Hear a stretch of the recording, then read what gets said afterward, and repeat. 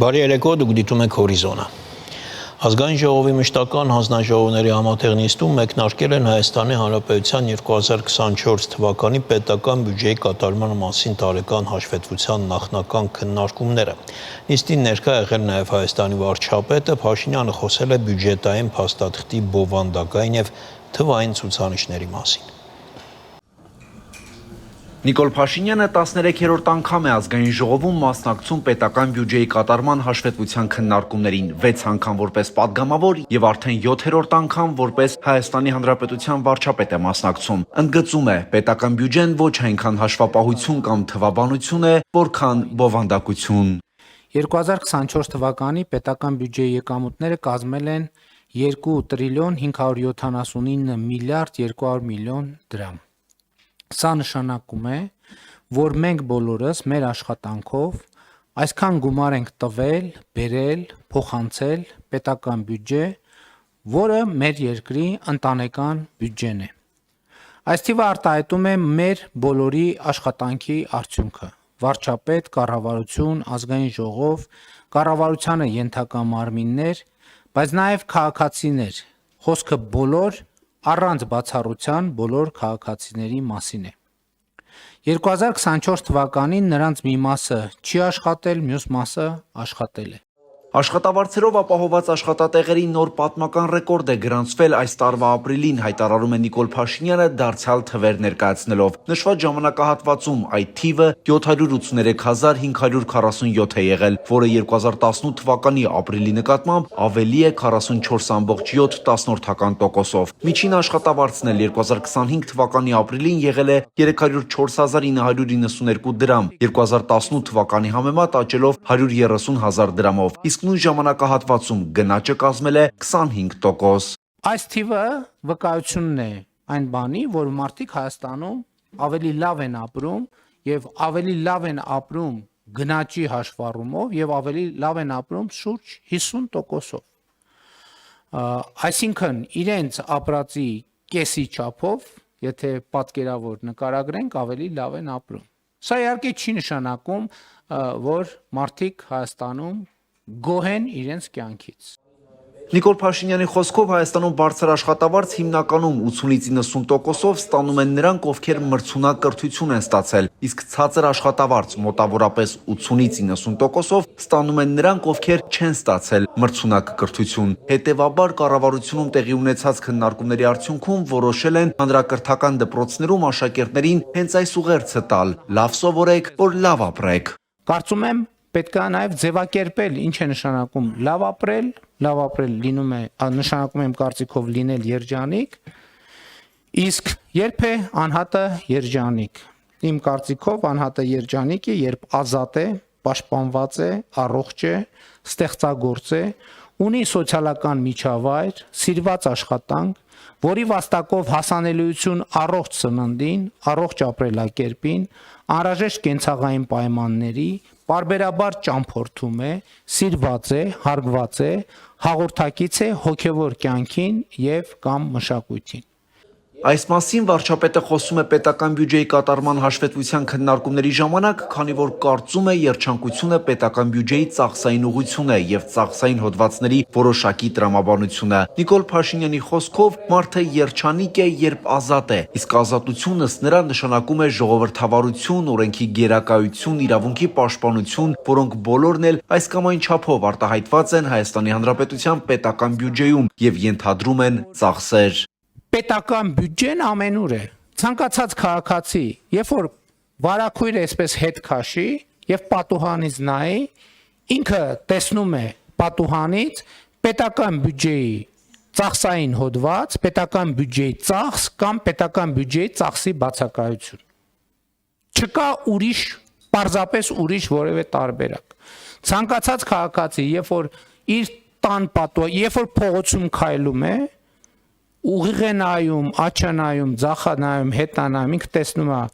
Հայաստանի Հանրապետության պետական բյուջեի ծախսային հոդված կամ ծախսային հոդվածի բացակայություն կամ ծախսային հոդվածի անբավարարություն կամ ծախսային արդյունավետ ծախս կամ անարդյունավետ ծախս, այսինքն մենք ուր նայում ենք տեսնում ենք պետական պետական բյուջեի արտահայտություն։ Երջանիկ լինելու համար ըստ կառավարության ղեկավարի պետք է նաև լինել պաշտպանված, որն էլ իր հերթին Փաշինյանի խոսքով նշանակում է ունենալ ոստիկանություն, դատական համակարգ, արդյունավետ ազգային անվտանգության ծառայություն, պաշտպանունակ բանակ, ամուր դիվանագիտություն, որակյալ օրենսդրություն եւ այսպես շարունակ։ Երջանիկ լինելու համար վարչապետն առանձնացնում է նաև առողջ ու ստեղծագործ լինելը, սոցիալական միջավայր ունենալն ու ճամփորդելը։ Հարգելի գործընկերներ, հասկանում եք, Հայաստանի Հանրապետությունում 2025 թվականին հնարավոր է 29 եվրոյով, 30 եվրոյով, 50 եվրոյով տոմս գնել ինքնաթիռի։ Հասկանում եք։ 2016 թվին հնարավոր էր Հայաստանում։ Մի հատ խնդրում եմ եկեք գնանք մի հատ տոմսերի գները հանենք, տենանք ինչ է տեղի ունեցել։ Նիկոլ Փաշինյանը հիշում է, թե ինչպես էր ինքն էլ ժամանակին բյուջեին տարբեր անուններ տալիս՝ ճգնաժամի, ետճգնաժամի, կոնսերվատիվ, հուսահատության, զարգացման, բայց հիմա կարծում է, որ տարբերակումները պետք է հանել, որովհետև ըստ նրա Հայաստանի Հանրապետությունում պետք է լինի երջանկության բյուջե, այսինքն բյուջեները պետք է ուղղված լինեն նրան, թե ինչ է պետք Հայաստանի Հանրապետությանը եւ նրա քաղաքացիներին երջանիկ լինելու համար։ Մարդու անհատական բարեկեցությունը կախված է ոչ այնքան նրանից, թե ինքը ինչքան փող է ծախսում իր ընտանիքի համար, շատ ավելի կախված է նրանից, թե պետական եւ համայնքային բյուջեն ինչքան փող է ծախսում իր այդ նույն մարդկանց ընտանիքի եւ անհատի բարեկեցության համար։ Հայաստանի Հանրապետության պետական բյուջեն մեր բոլորի հավաքական, բայց նաև մեզնից յուրաքանչյուրի ընտանեկան բյուջեն է, եւս մեկ անգամ ընդգծում է վարչապետը եւ հայտարարում, հարկ վճարելու նկատմամբ մեր վերաբերմունքը պետք է փոխվի։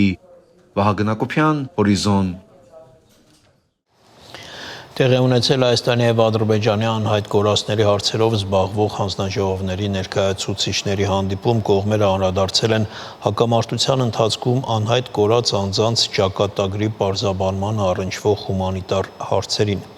Դիտարկվել են տեղեկատվության փոխանակման, ինչպես նաև որոնողական աշխատանքների կազմակերպման եւ համակարգման հնարավորությունները։ Կողմերը նշել են հումանիտար ոլորտում երկխոսության կարևորությունը, վերահաստատել իրենց պատրաստակամությունը շարունակելու շփումները ի շահ անհայտ կորած անձանց ընտանիքների, ասված է հաղորդագրության մեջ։ Հայաստանի եւ Ադրբեջանի համապատասխան կառույցների միջև ձեռք է բերվել նախնական պայմանավորվածություն համատեղ իրականացնել որոնողական աշխատանքներ ուղղված Լեռնային Ղարաբաղի հակամարտության ընթացքում անհետ կորած անձանց ճակատագրի պարզաբանմանը։ Այս մասին ազգային անվտանգության ծառայության տնօրեն Արմեն Աբազյանը հայտնել է խորհրդարանում տեղի ունեցած ճեպազրույցում, մանրամասնելով երկու երկրների անհետ կորածների հարցերով զբաղվող հանձնաժողովների հանդիպման արդյունքները։ Սա արդեն երկրորդ հանդիպումն է, քննարկվել են անհետ կորածների ճակատագրերին հնարավոր որոնողական աշխատանքներին վերաբերող հարցեր, նախնական պայմանավորվածություն կա, որպեսզի այդ աշխատանքները շարունակական բնույթ կրեն, հայտարարել է ազգային անվտանգության ծառայության տնօրենը։ Աբազյանը նշել է, որ Հայաստանը ամենաշատն է շահագրգռված շոշափելի արդյունքների ձեռքբերմամբ։ Հայաստանի Հանրապետության տարածքային կառավարման եւ ենթակառուցվածքների նախարար Դավիթ Խուդատյանն ընդունել է Միացյալ Նահանգների էներգետիկայի դեպարտամենտի միջազգային միջուկային քաղաքականության հարցերով փոխքարտուղարի տեղակալ Ալեշիա Դունկանի գլխավորած պատվիրակությանը։ Կողմերը երկուստեք պատրաստակամություն են հայտնել հետագա համագործակցությունը խորացնելու հարցում, քննարկվել են Միացյալ Նահանգների հետ էներգետիկ ոլորտում համագործակցության եւ խաղաղ միջուկային էներգիայի օգտագործման ոլորտում Հայաստանի եւ Միացյալ Նահանգների համագործակցության շրջանակին վերաբերող հարցեր։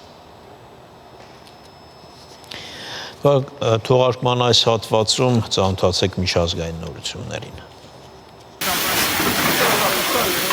Գիշերը ռուսական զորքերը անօդաչու թռչող սարքերի եւ հրթիռների համակցված հարված են հասցրել Խարկովի եւ Արվարձանների վրա։ Գրանցվել է 4 հրդեհ, հայտնի է 1 զոհի մասին։ Օդեսայում անօդաչու թռչող սարքերի նոր հարձակման հետևանքով վնասվել են քաղաքացիական ենթակառուցվածքները, այդ թվում բնակելի շենքեր։ Անցած գիշեր Ռուսաստանը 12 անօդաչու թռչող սարքով հարվածել է նաև Սումիի մարզում գտնվող էթանոլի գործարանին։ Ռուսական բանակը որևէ մեկնաբանություն չի տվել հարվածի վերաբերյալ։ Երեկ Ուկրաինայի անվտանգության ծառայությունը հայտարարել է, որ իր գործակալները ականապատել են Ղրիմի կամրջի հենարանները եւ գործի են դրել պայթուցիկ սարքեր։ Քաղաքացիական բնակչության շրջանում զոհեր չեն եղել։ Ռուսաստանի իշխանությունները դեռևս չեն մեկնաբանել իրավիճակը։ Ռուսաստանի անվտանգության խորհրդի քարտուղար Սերգեյ Շոյգուն նախագահ Վլադիմիր Պուտինի կարգադրությամբ ժամանել է Փենյան, որտեղ կհանդիպի Կորեայի ժողովրդական դեմոկրատական հանրապետության առաջնորդ Կիմ Չեն Ընի հետ։ Սա Շոյգուի երկրորդ այցն է վերջին մի քանի ամիսների ընթացքում, հաղորդում է ՏԱՍՍ-ը։ Բանակցությունների ընթացքում կողմերը կքննարկեն Ռուսաստանի Դաշնության եւ Կորեայի ժողովրդական դեմոկրատական հանրապետության միջև համապարփակ ռազմավարական գործընկերության մասին պայմանագրի որոշակի կետերի իրականացումը, ինչպես նաեւ Կուրսկի մարզի ազատագրմանը նպաստած կորեացի զինծառայողների հիշատակի հավերժացումը։ Բացի այդ, Շոյգուն Կիմ Չեն Ընի հետ կքննարկի Ուկրաինայի հակամարտությունը եւ միջազգային օրակարգի այլ հարցեր։ ԱՄՆ վարչակազմը ակնկալում է, որ Ռուսաստանի եւ Ուկրաինայի միջև բանակցությունները երկար ժամկետով չեն ձգվի։ Այս մասին հայտարարել է պետդեպարտամենտի խոսնակ Թեմի Բրյուսը։ Նրա խոսքով նախագահ Դոնալդ Թրամփին եւ պետքարտուղար Մարկո Ռուբիոին անհրաժեշտ են արդյունքներ եւ ժամկետներ։ Պետդեպարտամենտի խոսնակը նշել է, որ եթե բանակցություններում հաջողվում է առաջընթացի հասնել, ապա ամեն ինչ առաջ է շարժվում եւ իրավիճակը կարող է իսկապես փոխվել։ ԱՄՆ նախագահը հիասթափված է Ռուսաստանի եւ Ուկրաինայի միջև բանակցությունների ընթացքից եւ վերջին օրերին ավելի ու ավելի է հեռանում հակամարտության թեմայից։ Իր խոսքում նշել է պետդեպարտամենտի խոսնակ Թեմի Բրյուսը։ Ռուսաստանի կողմից կարգավորման վերաբերյալ հուշագրում ներառված են անիրագործելի կետեր, իր հերթին հայտնել է ABC News-ը։ Ռուսաստանի դեմ ԱՄՆ նոր պատժամիջոցներ են պատրաստվել։ ԱՄՆ նախագահի Ուկրաինայի հարցերով հատուկ դեսպանոր Քիթ Քելոգը վստահություն է հայտնել այս հարցում, հայտնել է Fox News-ը։ Քելոգն ասել է, որ շաբաթվա վերջին խոսել է Հարավային Կարոլինայից հանրապետական սենատոր Լինսի Գրեհեմի հետ եւ կարծում է, որ Ռուսաստանի դեմ պատժամիջոցների մասին նոր օրենքը Գրեհեմը պատրաստ է հրապարակել։ Նա հավելել է, որ դրանք բավականին ծանր են։ Օրինագիծը նախաձեռնել է Գրեհեմը եւ սենատոր Ռիչարդ Բլումենտալը։ Այն նախատեսում է 500% մաքսատուրք սահմանել այն երկրների ապրանքների վրա, որոնք գնում են ռուսական նավթ, գազ, ուրան եւ այլ ապրանքներ։ ԱՄՆ նախագահ Դոնալդ Թրամփը հաստատել է ներմուծվող պողպատի եւ ալյումինի մաքսատուրքերի 25-ից 50%-ի բարձրացումը։ Սպիտակ տունը հունիսի 3-ին հայտնել է, որ Թրամփը ստորագրել է համապատասխան հրամանագիրը։ Փաստաթղթում նշվում է, որ մաքսատուրքերը չեն գործի Մեծ Բրիտանիայի համար Վաշինգտոնի եւ Լոնդոնի միջև մայիսի 8-ին կնքված բարգավաճման համաձայնագրի պահպանումն ապահովելու համար։ Նոր սակագները ուժի մեջ են մտել այսօր։ Լաղալաչյան, Հորիզոն։ Առաջիկայում նախատեսվում է ավելացնել հանրային տրանսպորտի համար նախատեսված երթևեկելի գծերը, ինչը հնարավորություն կտա ավտոբուսներին ավելի արագ տեղաշարժվել եւ առավելություն ստանալ ընդհանուր երթևեկության մեջ։ Այս մասին հայտնել այսօր Երևանի քաղաքապետարանի տրանսպորտի վարչության պետը։ Փոփոխությունները հիմնական տրամաբանությունը հետևյալն է, ինչպես նշեցի, որ ավտոբուսային գիծը, որը ներդրված է մինչև Մաշտոցի պողոտա, այն պետք է ունենա շարունակություն մինչև Իսակովի պողոտա։ Տրամաբանությունը հետևյալն է, որ Մաշտոցի պողոտայից ավտոբուսի գիծը շարունակվելու է դեպի Խորենացի փողոց, այնուհետև շարունակվելու է Իտալիա եւ Բեյրութ փողոցներով, Արգիշտի փողոցով դեպի Հաղթանակ կամուրջ։ Այս գծի ներդրման մասով իրականացվել են մի շարք ճանապարհային երթևեկության կազմակերպման փոփոխություններ նշված փողոցներում, մասնավորապես արդեն իսկ որոշակի աշխատանքներ արվել են եւ դրան հաջորդող շարունակություն լինելու է երթևեկության կազմակերպման փոփոխություն Սարյան փողոցում, ակնկալվում է Սարյան փողոցում կազմակերպել միակողմ երթևեկություն, ուղղությունը Լեոից դեպի Բաղրամյան պողոտա, ինչպես նաև Թումանյան փողոցից Մոսկովյան փողոցի ընկած հատվածը մինչև Բաղրամյան պողոտա նույնպես դիտարկվելու է որպես միակողմանի ներդրվելու է որպես միակողմանի երթևեկություն։ Այս փոփոխությունները ինչ խնդիր են լուծում եւ ինչ ակնկալիք ունենք այս փոփոխությունների ներդրման հետ կապված։ Նախ, ինչպես նշեցի, տրամաբանությունը կանում է նրանում, որ հասարակական տրանսպորտը պետք է ունենա առավելություն երթևեկության այլ մասնակիցների նկատմամբ եւ ավտոբուսային գծի ներդրումը հենց սրանով է պայմանավորված։ Միաժամանակ ներդրման հետ կապված փոփոխություններ կիրականացվեն Խորենացու փողոցում, մասնավորապես կկիրառվեն կայանման արգելք տվյալ հատվածում, որտեղ ներդրվելու է ավտոբուսային գիծը։ Երթևեկության կազմակերպման փոփոխություններ կիրականացվեն Սուրբ Գրիգոր Լուսավորիչ փողոցում, Մաշտոցի փողոտա խաչմերուկում կավելացվի ձախ երթևեկելի մեկ հավելյալ գոտի, որպեսզի հոսքերի անընդհատությունը կարողանան ապահովել դեպի այդ ուղղություն։ Արդեն իսկ կիրառվել են փոփոխություններ Ամիրյան եւ Զաքյան փողոցում, Ամիրյան եւ Խորենացի փողոցների խաչմերուկում Մաշտոցի փողոտայի հետ, որտեղ արգելվել է Մաշտոցի փողոտայից ցախ շրջադարձը տվյալ փողոցներ, իսկ Սարյան փողոցի միակողմ դարձնելն էլ պայմանավորված է նրանով, որ Սարյան փողոցում այսօր ունենք խնդիր երթևեկության անընդհատության ապահովման հետ կապված, քանի որ Սարյան փողոցը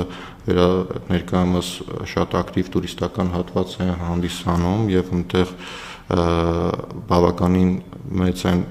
խցանումները, այսպես ասած, տրանսպորտային հոսքերի նշված փոփոխության արդյունքում ակնկալվում է Սարյան փողոցի երկու հատվածում թույլատրել ավտոմեքենաների կայանումը, որի արդյունքում ավելացած գոտիները հնարավորություն կտան տրանսպորտային հոսքերի անընդհատության ապահովման համար։ Որպես հակառակ ուղղություն Սարյան փողոցին կհանդիսանա Մաշտոցի փողոտան եւ հենց դրանով էր պայմանավորված, որ Մաշտոցի փողոտայում, ինչպես նշեցի, կիրառվեց փոփոխություն Ամիրյան եւ Խորենացի փողոցներում ձախ շրջադարձի մասով, սա հնարավորություն կտա ուղիղ երթևեկող տրանսպորտային հոսքերի անընդհատության ապահովման համար եւ Սարյանի հետագա փոփոխության արդյունքում հակառակ ուղղությամբ հոսքերի նոր քանակը ապահովելու մասով։ Առողջապահության նախարարությունից տեղեկացրել են, որ Հայաստանում արձանագրվել է արևմտյան նեղոսի տենդ հիվանդության լաբորատոր հաստատված 1 դեպք։ Արևմտյան նեղոսի տենդը հիմնականում մոծակների միջոցով փոխանցվող տրանսմիսիվ վիրուսային հիվանդություն է մարդուց մարդուն, վարակը չի փոխանցվում։ Այն ունի հստակ արտահայտված սեզոնայնություն, հունիսից մինչև հոկտեմբեր պայմանավորված մոծակների բազմացման եւ տարածման համար բարենպաստ պայմաններով։ Վարակված մարդկանց մոտ 80%-ի մոտ որևէ ախտանշան չի զարգանում։ Կլինիկական ախտանշաններն են գլխացավը, մկանացավը, ցանը, հոդացավը, գլխապտույտը, իսկ ծանր դեպքերում մենինգիտը, էնցեֆալիտը, ինչպես նաեւ կենտրոնական կամ ծայրամասային նյարդային համակարգերի ախտահարման նշանները։ Ներդրվում է արհեստական բանականությամբ առողջապահական առաջին լուծումը Հայաստանում, առողջապահության ոլորտում տեխնոլոգիական եւ գիտական առաջընթացի խթանման, բժշկեւ, բուժառուի միջև հաղորդակցության արդյունավետության բարձրացման, ինչպես նաեւ հիվանդությունների վաղ կանխարգելման մշակույթի ձևավորման նպատակով։ Որոշ մանրամասներ այսօր ներկայացրել է առողջապահության նախարարը։ Արդեն բավական երկար տարիներ է, թե դիագնոստիկ, թե այլ ուղղություններով արհեստական բանականության միջոցով մենք կարողանում ենք շատ ավելի լավ տվյալներ ունենալ, կարողանում ենք ավելի լավ վերլուծություններ ունենալ եւ մի կողմից իհարկե մտահոգությունները թե բժշկական տվյալների օգտագործման, թե նաեւ այս տեխնոլոգիաների կիրառության արդյունքում մասնագիտական ներգրավվածության հետ կապված մտավախությունները կան, տեղին են, բայց իմ խորին համոզմամբ այս գործիքները լինելու են օժանդակ շատ կարևոր օգնող թե բժիշկներին, թե նաև մարդկանց կառավարելու իրենց առողջապահական հարցերը, լինելու ավելի տեղեկացված իրենց առողջության մասին եւ ըստ էության, գիտեք, եթե մենք չսովորենք մեր առողջության մասին հոգ տանելու պատասխանատվությունը ինքներս կրելու, որևէ մի առողջապահական համակարգ չի կարող մեր խնդիրները լուծել։ Եվ սա է նաև իմ այսօր այստեղ գտնվելու նպատակը, որպեսզի խրախուսենք նաև Հայաստանում արկա տեխնոլոգիական ընկերություններին ավելի ու ավելի հետաքրքրվել եւ այն նորարարության մեծ ալիքը, որ այսօր ընթանում է, մասը կազմել դրանում։ Ես վստահ եմ, որ մեր երկրի առողջապահական տվյալների հավաքագրումը արդեն բավական ուրեմն զարգացման փուլ է անցել եւ մենք էլ բաց ենք մեր երկրում ստեղծվող նոր տեխնոլոգիական լուծումների մասով աջակցել որպես ոլորտ, դրանք հանրահռչակելու, դրանց օգտագործումը եւ կիրառությունը պատշաճ ճիշտ ձևով իրականացնելու։ Իհարկե, որպես քաղաքականություն որոշող մեզ համար չափազանց կարևոր է նաեւ տվյալների անվտանգությունը, բժշկական գաղտնիքի ճիշտ ուրեմն պահպանումը եւ սա այն հարցերն են, որոնք որ մշտապես մեր ուշադրության կենտրոնում են լինելու։ Մենք առաջիկայում էլ մեր բժշկական տվյալների վերլուծության եւ ընդհանուր առմամբ պահպանմանն ու կառավարման վերաբերյալ օրենսդրական որոշակի փոփոխությունների կարծում ենք կարիքը կա ամբողջ աշխարհը այսօր էթիկական եւ իրավական առումով փնտրտուքների մեջ է թե ինչպես պիտի կարգավորի արհեստական բանականության կիրառությունը մեր կյանքում եւ մենք էլ հետեւելով իհարկե աշխարհում տեղի ունեցող զարգացումներին անմասն չենք մնալու այլ հակառակը փորձելու ենք առաջատար լինելու նոր զարգացումներին մասնակիցը լինելու։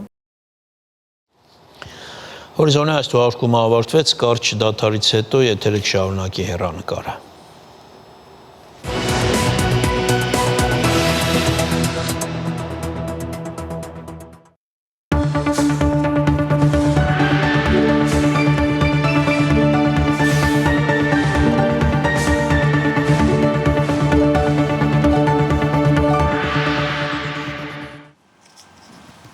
Հեռանկարի հյուրն է հանուն Հանրապետության կուսակցության փոխնախագահ Ռուբեն Մերաբյանը եւ մենք կզրուցենք վերջին օրերի արտաքին եւ ներքին քաղաքական զարգացումներից, նաեւ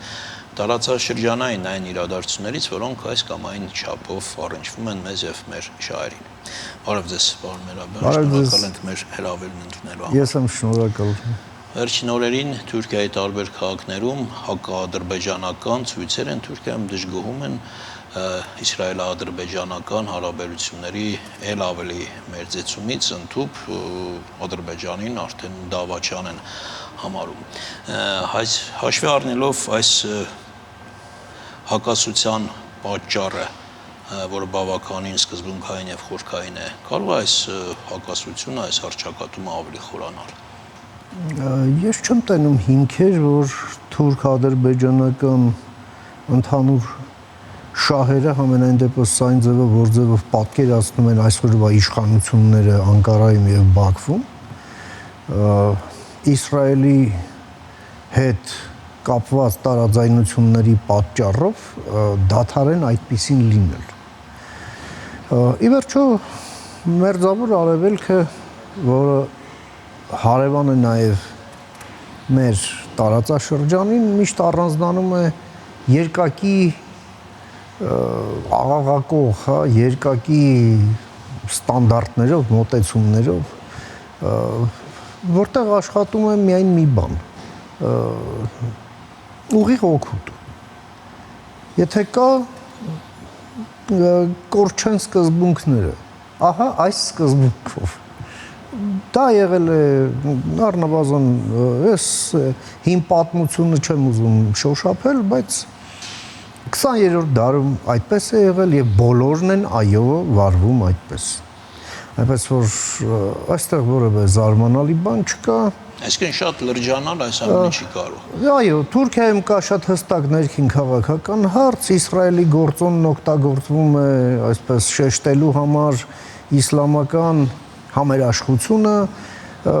իշխանության համար իսլամը եւս քաղաքական գործոն է, ներքաղաքական գործոն է, հա։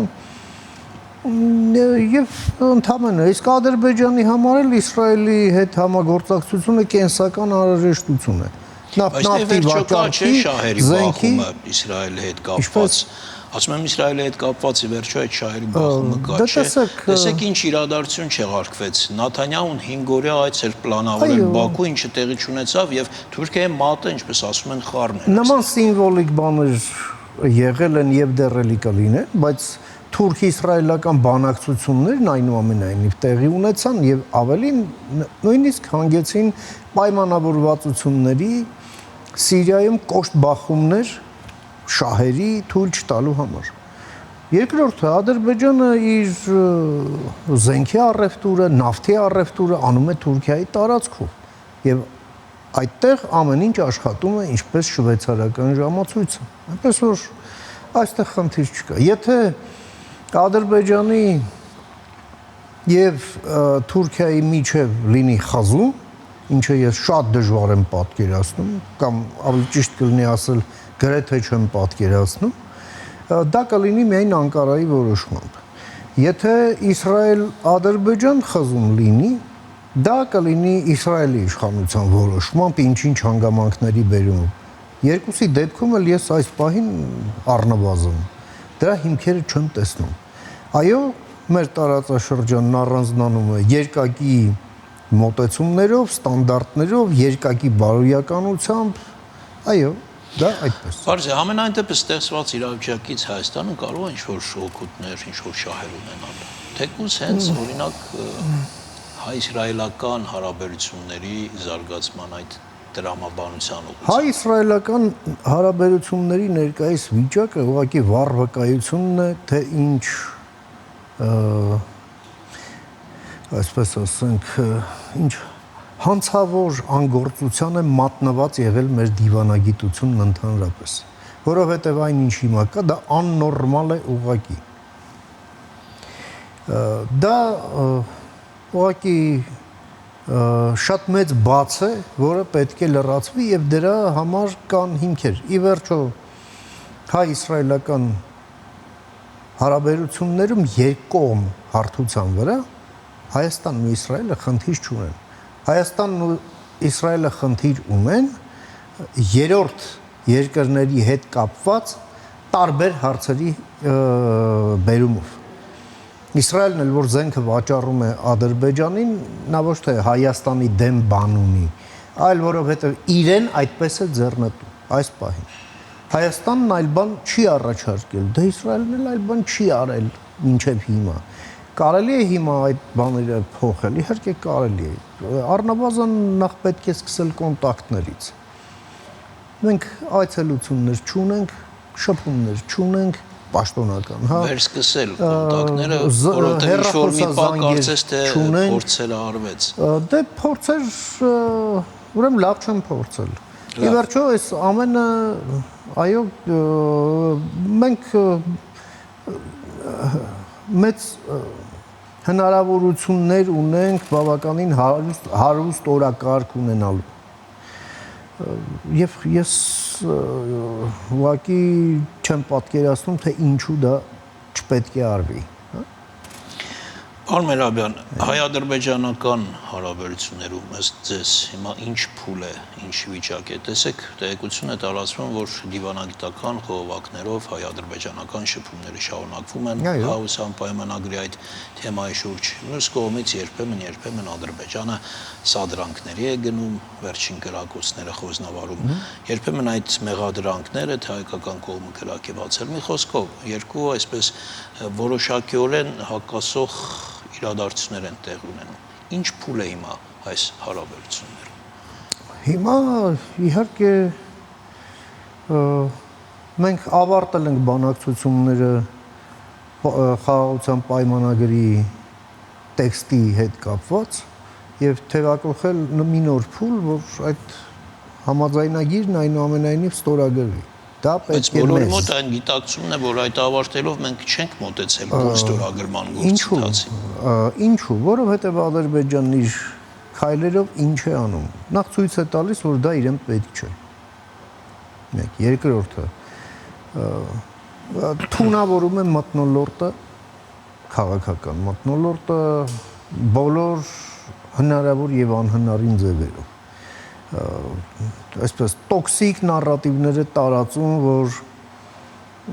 շփումները դառնան մաքսիմալ բարդ եւ տհաճ։ Այդ ամենն անում է մի պարզ պատճառով։ Դա գալիս է Ադրբեջանում իշխող ռեժիմի բնույթից, որը թշնամու կերպարի կարիք ունի որպես ցեմենտի իր ռեժիմի, եւ եթե այս կոնֆլիկտը դադարի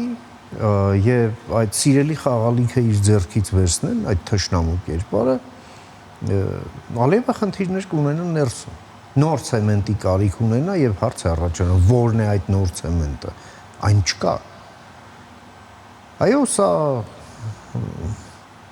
դասական ավտորիտար ռեժիմ է, որը անհրաժեշտություն ունի թշնամու կերպարի ներսում այդ պնդողակները ձիգ պահելու համար եւ երկրորդն էլ այո հասարակական մոբիլիզացիան տոնուսի մեջ պահելու համար, նաեւ հասարակական դժգոհությունները այդ թշնամու կերպարի վրա վերահասցեագրելու համար։ Տեսեք ինչքան պատճառներ կան չստորագրելու։ Ինչը կարող է ստիպել այնուամենայնիվ։ Այո, այդ ռիսկերի տակ չի ուզում մտնի Ալիևը, որոնք ես ասացի։ Այդ ժամանակ պետք է լինեն ռիսկեր կապված համաձայնագիրը չստորագրելու հետ, որոնք լինեն ավելի մեծ, քան ստորագրելու ռիսկերը։ Այդ ժամանակ Ալիևը կգա այն ճիշտ որոշման, հա։ Իսկ էսկալացիայի պատրաստվում է Ադրբեջանը։ Էսկալացիայի իրականում պատրաստվում է այն ամենը ինչ տեղի է ունենում։ Տեսեք, նաև Ադրբեջանն ունի մոտավորապես եռակի ուժային առավելություն Հայաստանի նկատմամբ եւ ներուժի մի քանի պարամետրերով։ Ադրբեջանը չի ուզենա անել մի քայլ, որ իր ձեռքերը կկապվեն այդ առավելությունը օգտագործելու համար։ Իսկ խաղաղության պայմանագիրը կնշանակի, որ դա դու պետք է չանես, հա։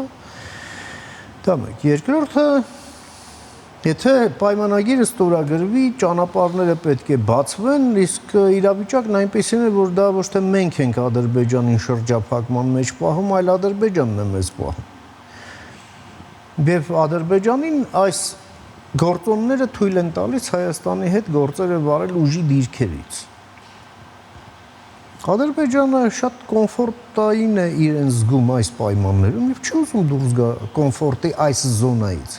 Նրան պետք է դուրս բերել կոմֆորտի զոնայից։ Իսկ դրա համար անհրաժեշտ է մի քանի բաներ, որ անի նախ Հայաստանը։ Դա իհարկե ուժերի ներածին չափով չեզոքացնի Ռուսաստանի ներկայությունը, ընդհանրապես Հայաստան-Ադրբեջան այս գործերում, որովհետև Ռուսաստանը, ինչպես եւ Ադրբեջանը, այլ մոտիվներով շահագրգռված չէ, որ այստեղ լինի տևական խաղաղություն։ Բայց հիմա չի նվազել Ռուսաստանի նվազել է, բայց համենայն դեպս ոմանք նույնիսկ ասում են ընդհանրապես մեկուսացել է, գնացել է տարածաշրջանից։ Չի գնացել եւ չի ուզում գնալ, նրան պետք է քշել։ Իհարկե չի ուզում։ Այո, չի ուզում, բայց նրան պետք է քշել, որովհետեւ նա այո, ահագին թուլացել է, ահագին նվազել է նրա ներկայությունը, բայց առայժմ այնքան է, որ ադրբեջանա-ռուսական կոորդինացիան առայժմ գործում է Հայաստանի հետ խաղաղություն չհաստատելու հարցում։ Բայց ամենայն դեպս Ռուսաստանի գործոնի նվազելու ուժեղացրել է մեր դիրքերը ինչ-որ տեղ, ինչ-որ չափով։ Մեր մանևրի դաշտն է մեծանում, բոլոր դեպքերում։ Այլ հարցը մենք դա ոնց ենք օգտագործելու, իսկ օգտագործելը պետք հետևյալը, որ գործընկերություն հաստատվի մեր այն գործընկերների հետ, համախոհ գործընկերների հետ, որի հետ մենք արդեն ֆիքսել ենք ընդհանրություն շահերում, նպատակներում եւ արժեքներում։ Եվ այո, նաեւ նրանց մասնակցությունը մեր տարածաշրջանում, ներկայությունը մեր տարածաշրջանում եւս մեծանա։ Եվ առաջ երթին խոսքը վերաբերվում է այս իմաստով Միացյալ Նահանգներին եւ Եվրամիությանը։ Այստեղ այո արվում են քայլեր եւ արվելու են քայլեր, դե իսկ մնացածն էլ պայքարը։ Ռուբիոն մի քանի օր առաջ Մարկո Ռուբիոն հայտարարեց, թե էսկալացիայի իրական վտանգ դարձյալ կա, բայց մյուս կողմից Միացյալ Նահանգների վարչակազմը եւ նոր նախագահը ամեն ինչ անելու են, որ կանխեն այդ սպասվող գործողությունները։ Մի խոսքով երկու ուղղությամբ էր միտքի շարադրված, մի կողմից որ կա այդ էսկալացիայի վտանգը, մյուս կողմից որ կարծես Միացյալ Նահանգները ամեն ինչ անում է դրա համար։ Այս խոսքերը երևի վերլուծելու, պարզաբանելու կարիք կա, նախ որ լսարանին էր ուղղված եւ ինչ էր իրականում այդ խոսույթը նշանակում։ Դա տեղի ունեցավ Սենատի հանձնաժողովում, հա, այդ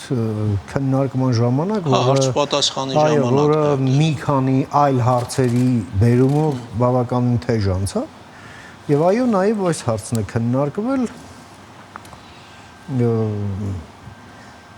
այս խոսքերի հասցեատերը, այո, օրենսդիրներն էին ամերիկյան, որոնք բավականին, այսպես ասեմ, պրոհայկական տրամադրվածություն ունեն ոչ թե ասենք մեզ շատ սիրելուց, այլ որովհետև այդպես են պատկերացնում ամերիկյան շահերը։ Դա մեկ։ Երկրորդը սա նաև ասվում է հիմնավորելու համար այն քայլերը, որը Միացյալ Նահանգները պետք է անեն, այն էլ այս պայմաններում, երբ այսպես ասենք, քաղաքական առաջնահերթությունը հնարավորինս չխառնվել այլ գործերում, այլ Ամերիկան առաջինն է, հա, առաջին հերթին, հա, America first, հա, այս սկզբունքով առաջնորդվելու պայմաններում։ Այո, Միացյալ Նահանգների establishment-ը համարում է, որ Միացյալ Նահանգներն այստեղ անելիք ունեն այնուամենայնիվ եւ ունենալու են։ Ես կարծում եմ երկու հետաքրքիր շեշտադրում կար։ Մի կողմից այն, որ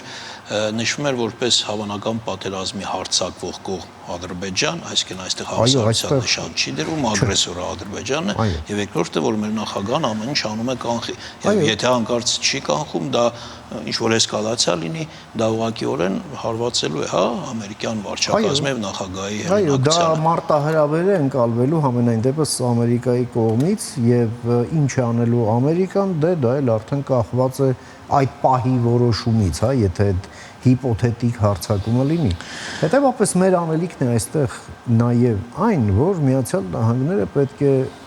այստեղ ունենա մաքսիմալ հնարավոր շահեր, հա, որ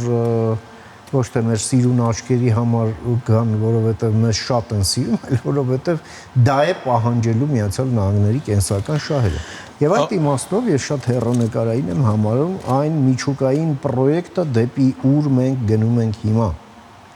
Սա շատ եւ շատ կարեւոր է Հայաստանի համար լինելու։ Սա ազգային անվտանգության հարց է ապահովելու։ Պարոն Մերաբյան, երկու կարճ հարցեր մեր ժամանակը ավարտում է, փորձեք շատ արագ ռուս-ուկրաինական ճակատում ինչ է կատարում այդ վերջի հայտնի ռազմական օպերացիայից հետո, որը փորձագետները ֆանտաստիկ են համարում, Սարդոստայնը։ Ես ուզում եմ հարցնել, թե այս հակամարտության շարունակության կամ ավարտի որ սցենարն է մեզ համար ավելի, այսպես շահեկան։ Ռուսաստանի ջախջախում բոլոր առումներով